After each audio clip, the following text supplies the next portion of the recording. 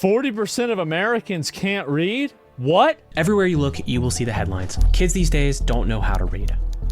Literacy is on the decline. Kids don't read for pleasure anymore. What? And some want to say that we are living through a literacy crisis. You'll even see some claim that 40% of American kids can't read. That's not true, by the way, and we're going to talk about that later in this video. Are we living through a literacy crisis, or is this just a long-standing failure dressed up as something new? Okay. If you want to understand the American literacy crisis, you need to know three numbers. First up, 40%. That's the percentage of American fourth graders who cannot read at what's called a basic level. Every few years, 9 years old?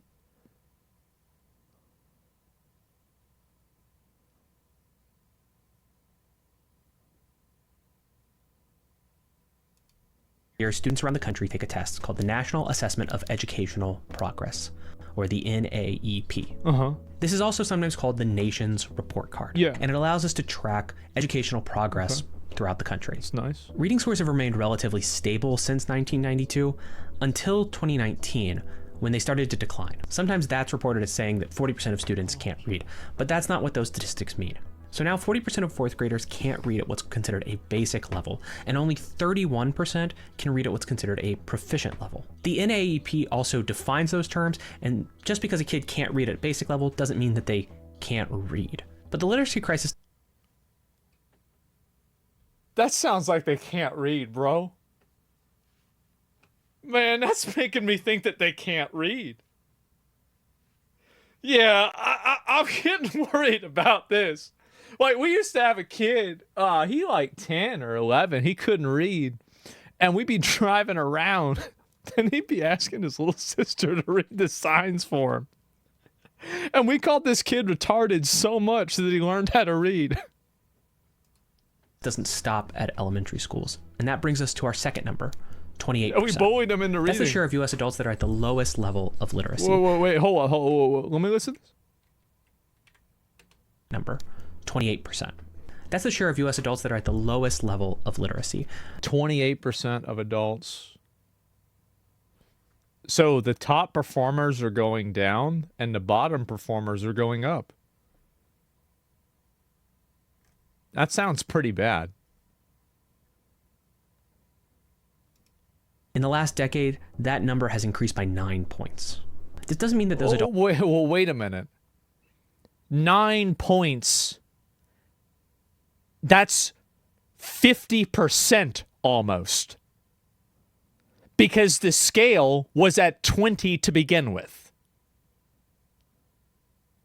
So 9 points sounds like it's not a lot.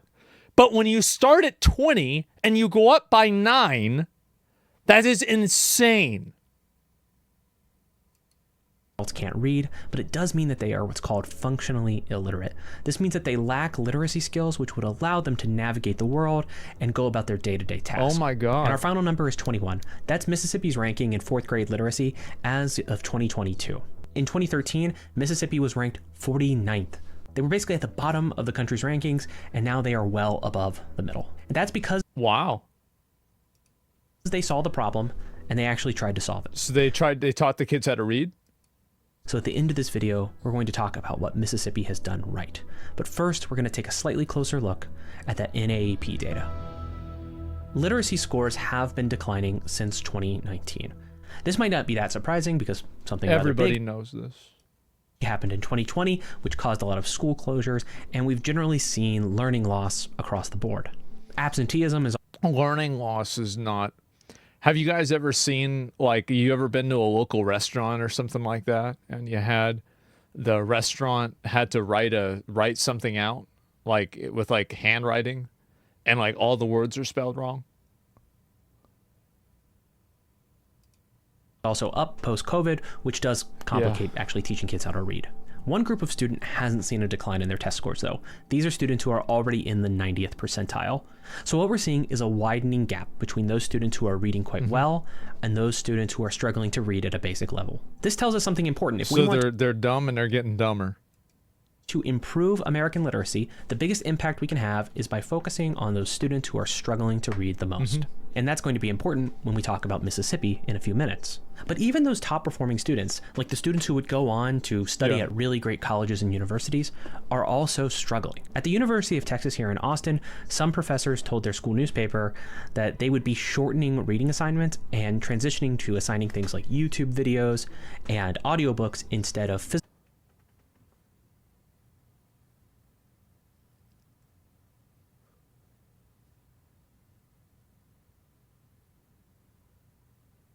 This is UT. Like, I have friends that graduate from UT. Fuck. Does this mean that I have a degree from University of Texas because I'm a React streamer? Like, do I get course credit at UT right now? I should, right? Physical books because students simply didn't have the patience for the reading assignments anymore. One professor was told by his students that Shakespeare's Hamlet was too long to read. Now, Hamlet is the long TLDR. TLDR for Hamlet? I love this. This is amazing. Oh my god. Shakespeare play, but it is about 30,000 words. It's much shorter than the vast majority That's of nothing. I've read twit longers that are longer than that. novels out there.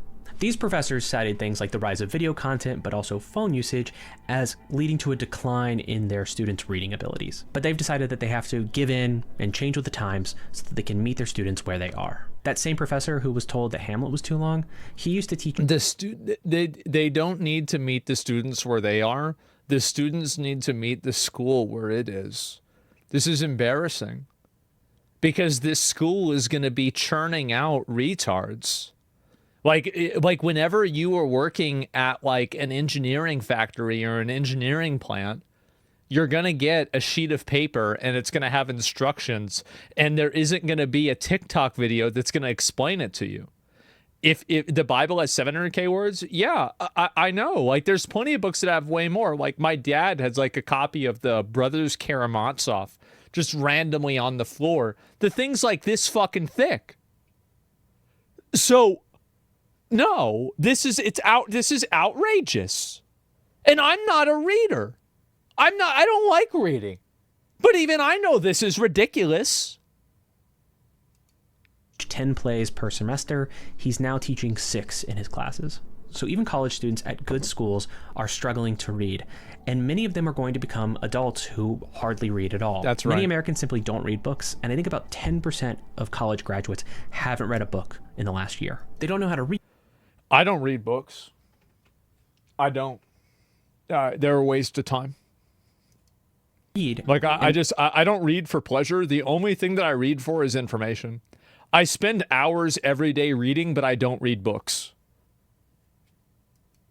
Maybe that's because they haven't been taught how to be a good reader. All right, let's pause for a second and ask ourselves what it means to be a good reader. The psychologist Daniel Willingham has this book called The Reading Mind.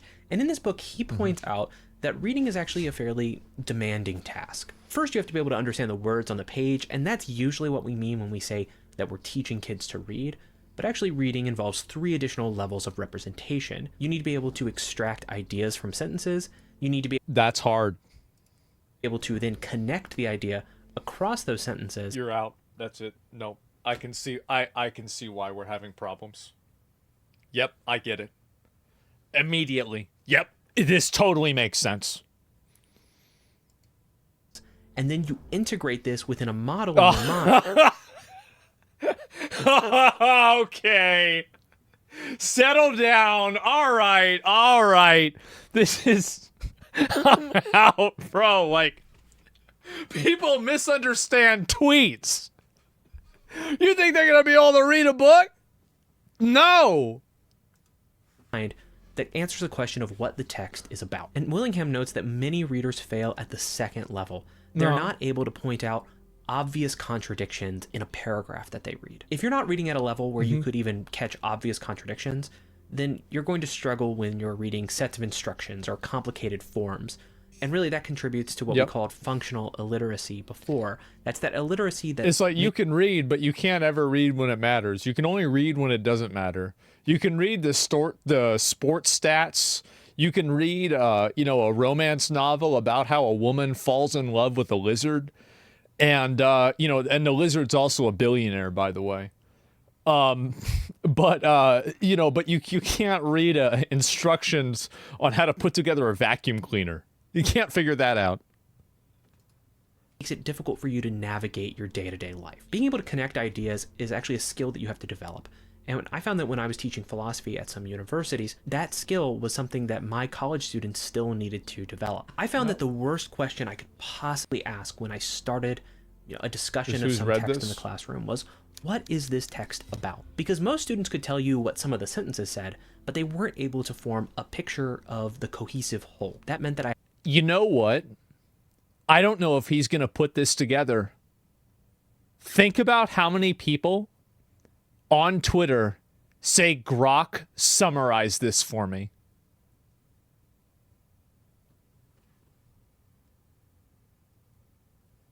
Uh-oh. That's a lot, isn't it? Wow. Yep, good example. Yep. That's right there in front of you. I had to guide them through interpreting a text. I would have to ask them questions like, what is the thesis of this article or this book or whatever it was that we were reading? Yes. Where are the arguments and the evidence for that thesis? And then is there any irrelevant or unnecessary information? You're getting increasingly depressed? You don't have to be depressed. In the future, these people will be turned into human batteries, and some of them will be turned into food. And this problem will work itself out. You don't have to worry about this. Everything's going to be okay. This was a process that I would guide my students through so that they could learn how to read better. But there was another barrier that my students faced, which is that they lacked a lot of background knowledge, which helped them make sense of a text. Let's say you want to read a really big book like War and Peace. Well, War and Peace is a historical novel. It is set in a particular time and place. You don't need to know all of the historical details in order to make sense of War and Peace, but having some idea of European history and maybe France's connection to Russia, knowing who people like Napoleon or Louis XVI are. Napoleon, remember he's from that movie with the llama? Remember him? That was a good movie. It came out when I was in high school. Things that would be useful for you as you're reading. It would make reading War and Peace a less demanding Pedro, task. remember him? And I found that a lot of my students lacked historical knowledge or just general world knowledge, which would make reading books easier. I think part of this... I think that's actually a really good point that he's bringing up, is that people process information inside of an apparatus of other information. So like when you read something and you think like, oh, okay, the year is 1943. Okay, well, what happened in 1943? Well, I think there was some kind of big fucking war or some shit, right? And so, but if you don't know that, that's going to harm your ability to process this in a contextualized way. Don't ask Tectone? Well, that was in 1800. To do with the fact that at some point we started to emphasize critical thinking over memorization of facts. You can find this a lot in popular discussions of pedagogy. The idea is that you should teach students how to think rather than what to think. And there's some truth to that. But I think that we're at a position now where we're at neither. I think that the increasingly more important need to fit in with the groupthink and the amount of people who get ostracized for not fitting in with groupthink.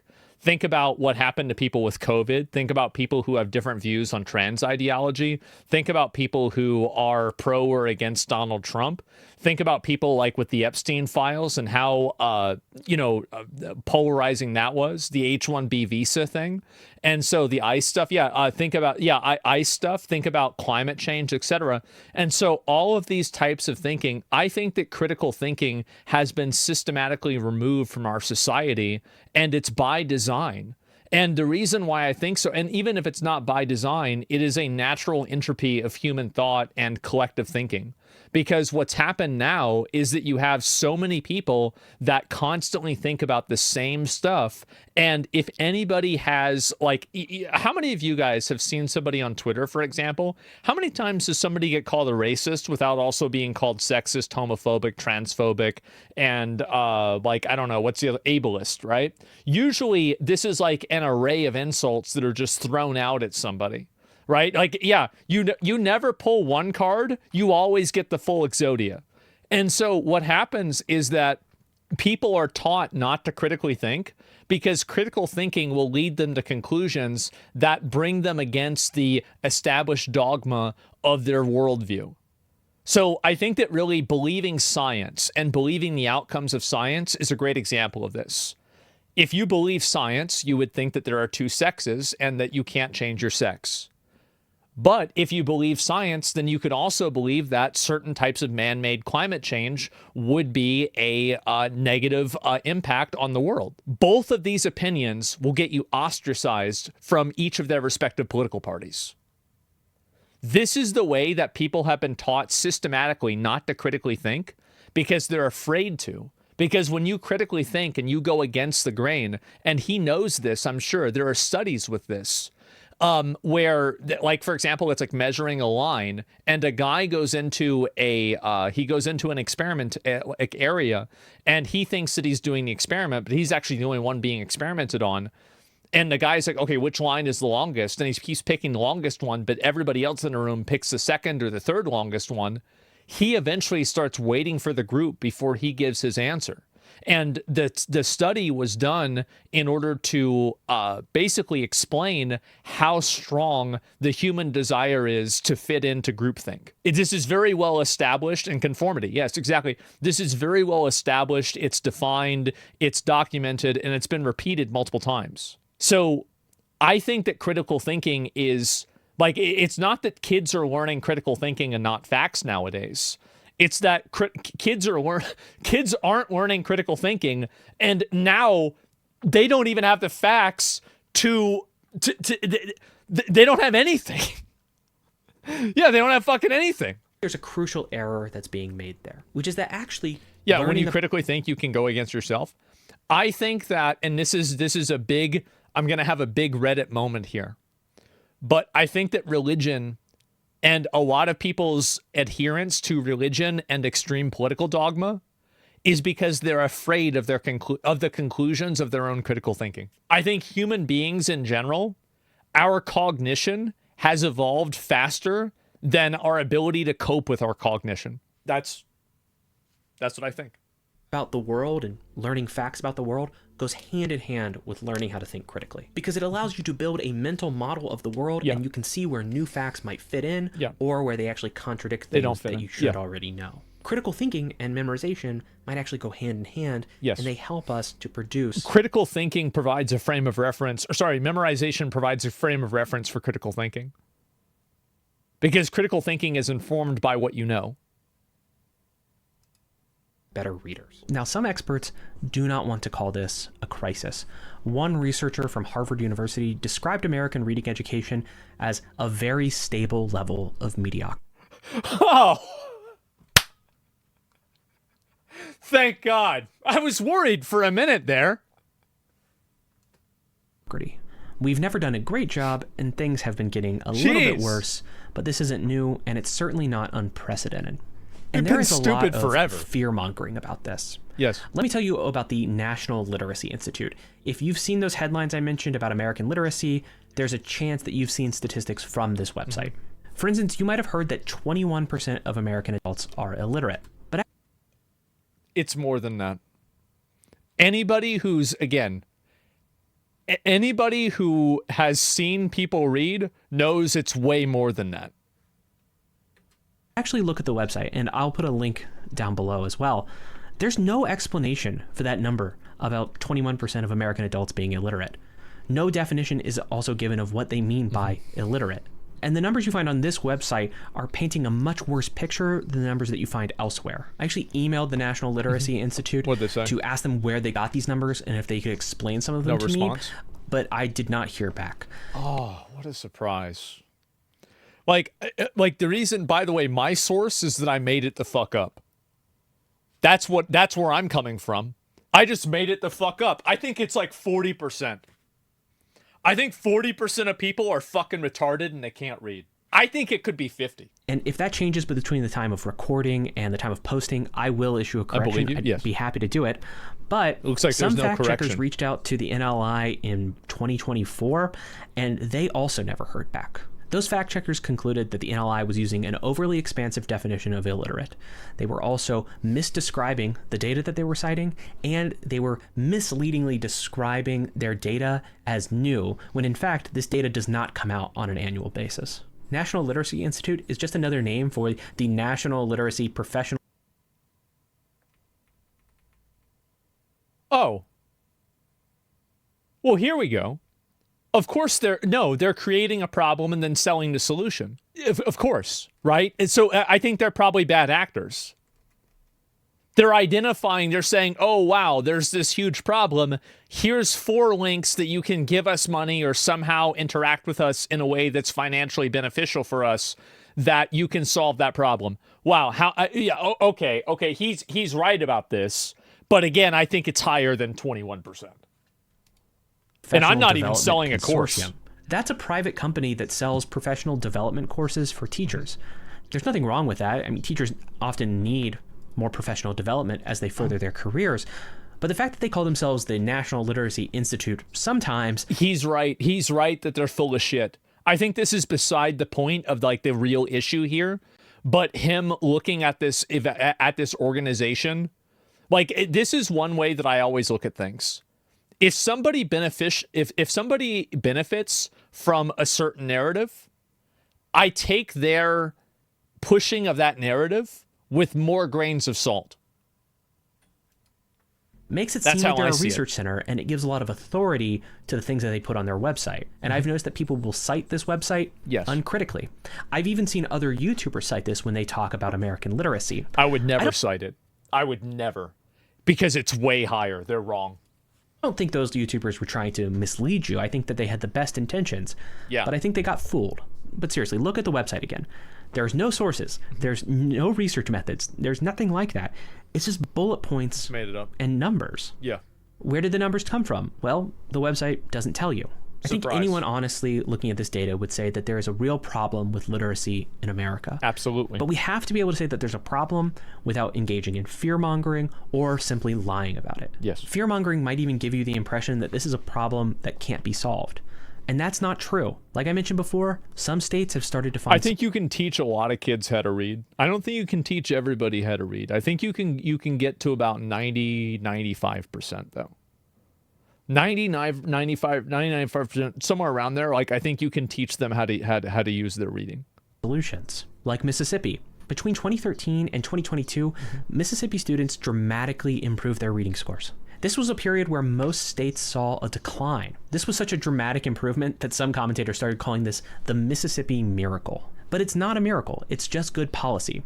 Because one researcher from the University of Toronto found that this improvement was linked to the Literacy-Based Promotion Act, or the LBPA. The Mississippi legislature passed the LBPA in 2013, and that bill did a couple of things. It expanded access to full-day pre-K programs. It focused education on phonics and the science of reading, so it actually changed how we were teaching students how to read. It invested in professional development for teachers. This is what I said before. See, I was talking about how teachers are stupid. This is exactly what I was saying. You get what you pay for. You pay teachers $40,000 a year. That's what you get. They would need more training. It identified struggling readers and then targeted them for specific interventions. So if a student was falling behind, they got additional help when it came to reading. And finally, some struggling third graders were held back for a year so that they would have more time to build. Sometimes you got to do it. I mean, I understand that it's really embarrassing to be held back because you can't pass third grade, but I can guarantee you that it's even more embarrassing to not be able to read the instructions for your Roomba. I could promise you that. Build their reading skills. The simple description, though, is that the LBPA took literacy seriously. It gave teachers the training they needed, it focused on struggling readers, and it gave kids time to learn how to read properly. So the LBPA had and also like another thing that like this is like a subtext of this is that it underpins the one thing that I always talk about, which is direct, personal, immediate accountability. The teachers individually are accountable for this. The students that are having problems with reading are individually accountable for having those problems. Teachers are individually accountable for making those students do a better job, and students are individually accountable for doing a better job, or they get held back. The moment that you apply individual accountability, the results of anything that you're doing will dramatically increase. Very strong impact on those students at the bottom. It helped bring a lot of students from that below basic category to basic, and also students from basic to proficient. There it is. It had almost no impact on students who were already proficient, maybe moving them to the advanced category. But that's to be expected given the kind of interventions that were in the bill. What Mississippi demonstrated is that the decline in American literacy isn't inevitable. We can solve this problem, and it actually only cost Mississippi $15 million. That sounds like a really That's nothing. So you're telling me it would only cost maybe like $1 billion across the whole country to just have kids understand graphs? I mean, that's it? Yes, they don't want that? Yeah, I don't think they want that. Big number, but the yeah, state's there's got to budget be a is reason for that, huh? $7.6 billion. So we are talking about fractions here. This doesn't solve every problem. Yeah. There are still adults in the United States who are functionally illiterate. There are plenty of adults who can read but simply choose not to. And we still need to figure out what to do about college students who can't keep up with assigned reading anymore. But kick them out of college. Kick them out. If you're not good enough, you get kicked out. The fact is that we do not need that many people with these degrees. There are certain in-demand degrees that, yeah, maybe you have to maybe make up a little bit for it. But there's a lot of people that go to college to get a bullshit degree so they can go to a job that's a bullshit job at a bullshit company that makes a bullshit product that doesn't do anything. They would be better off if they were an electrician or they were doing something else that had a tangible beneficial effect on the world. We don't need more gender studies majors. We don't need more we don't need more business majors. I used to be in business school. You know what business school is? A waste of time. A colossal fucking waste of time. Let me tell you, in marketing, no bullshit. No. Any of you guys that went to business school, they made all of that shit up. They created vocabulary. They invented all these terms. So wrong, bro? No, I'm not talking about finance. I'm not talking about accounting. I'm not talking about anything else. I'm talking about management. This is, bro, we could have had a fucking class in astrology, and I think it would have given people better insight on how to advertise a product than marketing. It's a joke on management. Like, get the fuck out of here. It was such a waste of fucking time. Business management was bullshit. Complete bullshit. Mississippi's success shows that the literacy crisis can be mitigated. We can help more people learn to read if we're smart about it. Before we go, let me ask you one question. Are you looking for a way to learn more and to stop mindlessly scrolling? No. Or do you want to have a healthier relationship with your phone No. and to use your screen time wisely? No. Well, if that's the case, then No. you should check out Imprint. No. Imprint is a beautifully illustrated I don't want to learn. learning app. They've built a highly visual and effective learning experience that's all based on bite-sized learning. They were named by Apple as one of the top educational apps, and they were generous enough to sponsor this video. Imprint is a way for you to learn about topics like philosophy or psychology or the science of happiness. And along the way, it's helping you build a daily learning habit. In fact, it only takes a few minutes per day. It is designed so that you only need to spend 2 minutes on the app. This has got to be racist, right? Experience. So it's Somehow. easy to fit Imprint into your busy schedule. schedule. One of the most popular courses over on Imprint is Essential Yeah, it's Philosophy, gotta be. Theories and Thinkers. This is Learn a bit. month-long philosophy course that was written by an actual university professor. This course touches on some of the most important philosophers and ideas throughout history, starting all the way back with Plato and Socrates. To try everything that Imprint has to offer for free for a full 7 days, you can scan the QR code, which is on the screen right now, or you can go to the link down in the description. The first 200 of you will get 20% off an Imprint annual subscription. I gotta say, I really respect this guy's method of making videos. There's no bullshits, no random stuff. It's just him talking. It's just a guy talking. That's it. I like that. Yeah, I'll link you guys the video. I'll give it a like. Yeah, that was really, really good. That's a great video. Yeah, I like that a lot.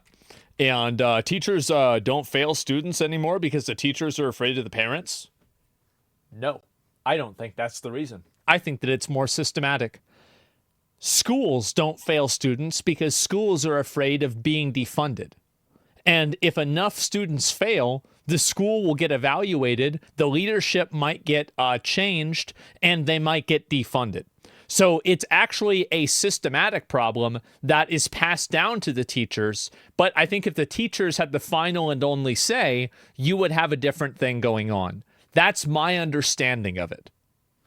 I'm sure that there are instances of what you're talking about too, also being the case. It's a terrible system. It is. It's a terrible system. Give the video a like. Yeah, that was a really, really, really great video. I like that a lot. That's somewhat partially true. Some teachers are scared, but admins also change grades. It happened at my school, and an admin got caught and fired. Yeah, well, it happened at my school, and the admin probably became the fucking principal. And so that's it. I work in a school. Teachers have the no child left behind policy, and that's why they don't fail kids and will regardless move them on. Yeah, you know, it's systematic because in college, teachers can fail students, and that's the end of the story. Yeah, no, I think so. You're right about that. And it's a huge problem. I mean, I do think that, like, the criticism that he has for, like, this agency or, like, this institute is just full of, yeah, the institute is full of shit. They are. And again, why are they saying this? The National Literacy Institute that just coincidentally has a bunch of different programs and initiatives that you can pay them for to increase literacy. Wow, how fucking convenient for them. So yeah, obviously you shouldn't listen to them. They're in on it. They're making money off of it. Fucking duh. So yeah, trade work should be an option in high school. Bro, in Texas now it is. Like in my old high school, they've got like computer repair, they've got welding, they've got auto repair now. Like they've got a lot of that stuff. And like at least in my school, that's happening. That's a good thing.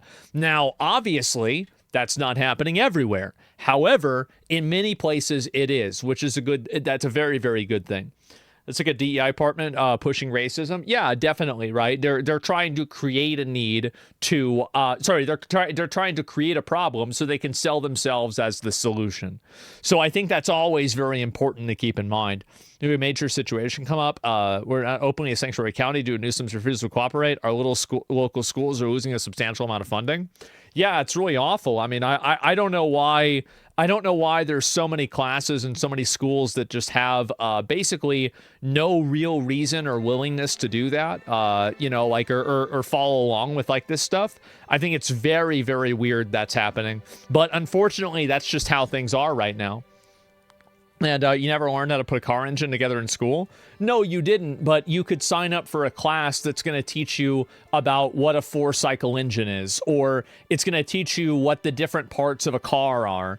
Like, I mean, they're not teaching you how to build an entire fucking engine. They're teaching you basic things and basic understanding, right? It's the same as school, like a computer class will, right? A shop class. Yeah, some classes you can't. Yeah, exactly. And it's that simple. So proud, found out about problem, reaction, solution many times ago. To hear it used so commonly, matter of fact, progress we've made. Yeah, definitely. And I think we're going to see a lot more of this too. And I think the problem with literacy, here's another really big reason why literacy is falling off. Reading requires direct, immediate, uninterrupted interaction. So, like, for example, if you're a teacher, right, or something like that, or sorry, not teacher, if you're like on your computer and you're reading something, that has to be on your main monitor. You can't listen to it while you're doing something else. Reading is something that you can't multitask in. generally, right? You have to actually read the words on the page and be thinking about what the words mean. Because if you don't do that, you're probably not going to listen to it. So the issue is that now people are so used to overstimulation with like 2 or 3 different input systems at all times. Like, how many of you guys are playing video games on a Discord call listening to music? Well, you can't do that while you're reading. So because there's like a stimulation fucking stimulation inflation, nobody's fucking reading, because reading doesn't get the dopamine going in the same way that scrolling TikTok does super fast or anything like that. And so that's really what I think it is in a lot of cases. Yes, people are pushing. I think that there is a degree where people are looking for dopamine so much that they push themselves into sensory overload. And you can see this with little kids that do it all the time. They'll have like a phone, a tablet, and they'll be looking at TV all at the same time. And you ask your kid, like, or not your kid, you ask the kid, what are you doing? And I don't know. Doesn't even know what he's doing. He's just doing it. That's it. Internet curfew, unironically. Oh, I'm being serious. How would you add dopamine to reading?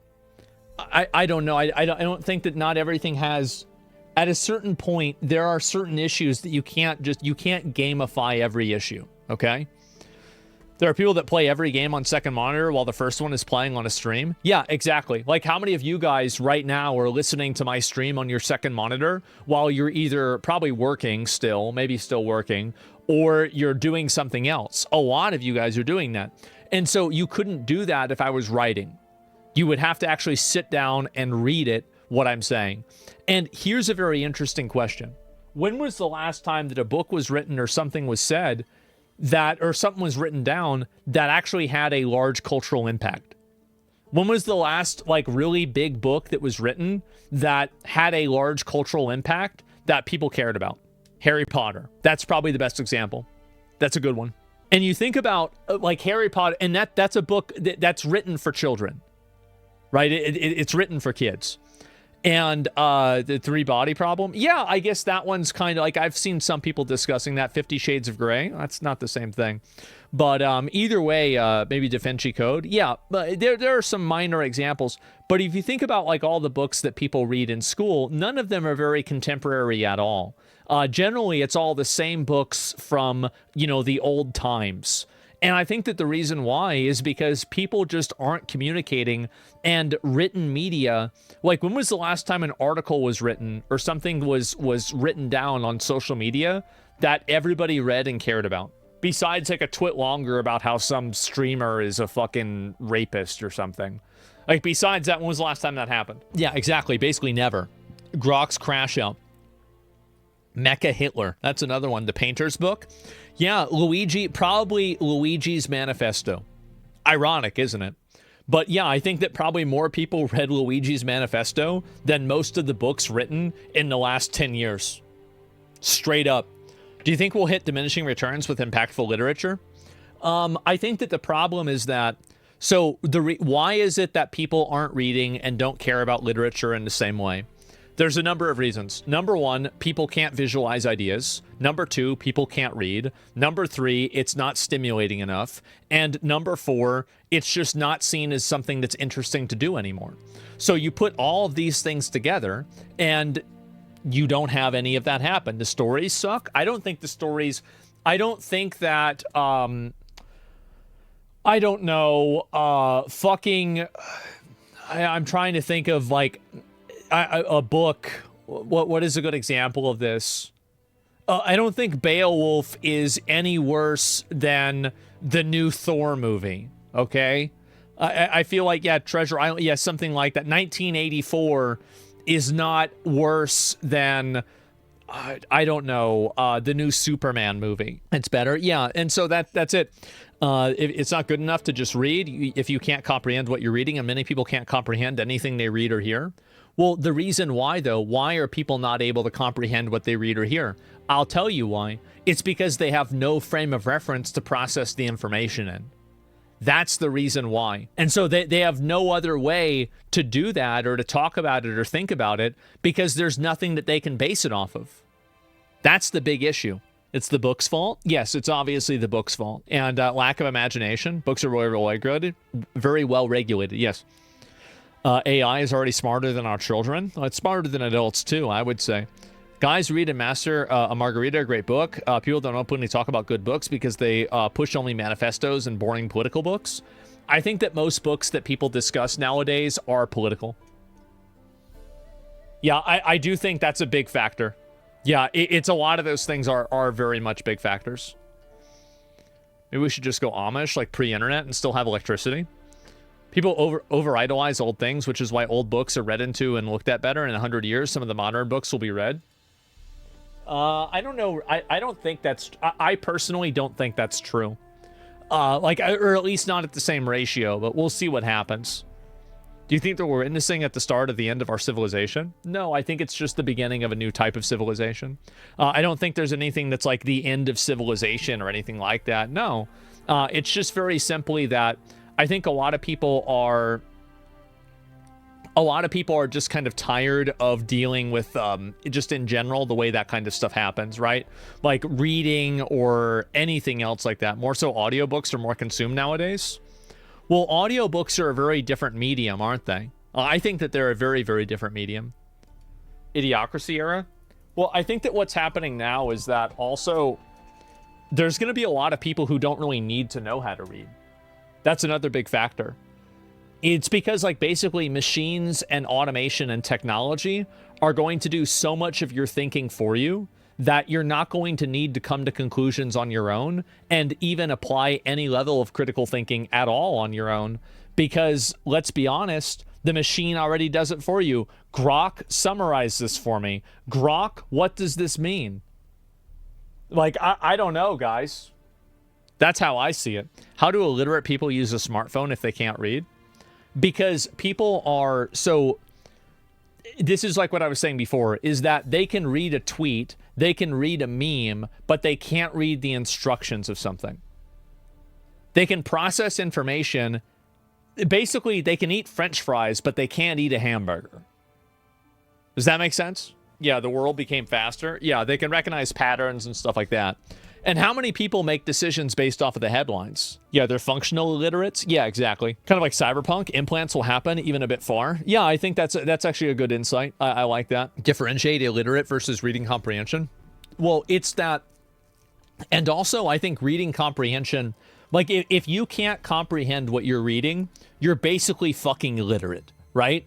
Like, that's like me saying, oh, I can read Spanish, and I read a paragraph in Spanish, and somebody asks me, what did it say? I'm like, yeah, I don't know.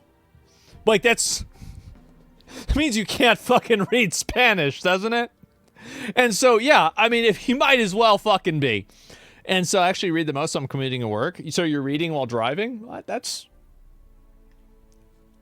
interesting. Very interesting.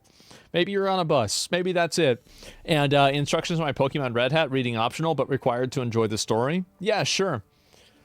My reading level is around grade 11, and I'm not strong at it. It takes me a while to read words, and sometimes most people don't know how to understand words but pronouncing them. Well, that's fine. I mean, mistakes happen, and not everybody's going to understand everything. But I do think that reading is a big issue. I used to write things on my Twitter a lot. I used to go and write out like twit-longers about my opinion on things.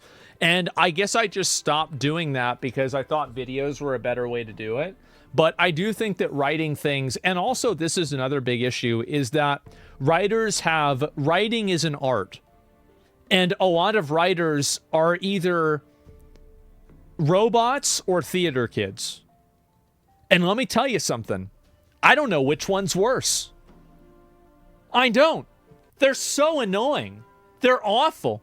Yeah, it's a brain exercise. Yes, sometimes both. Yes, sometimes both. Exactly.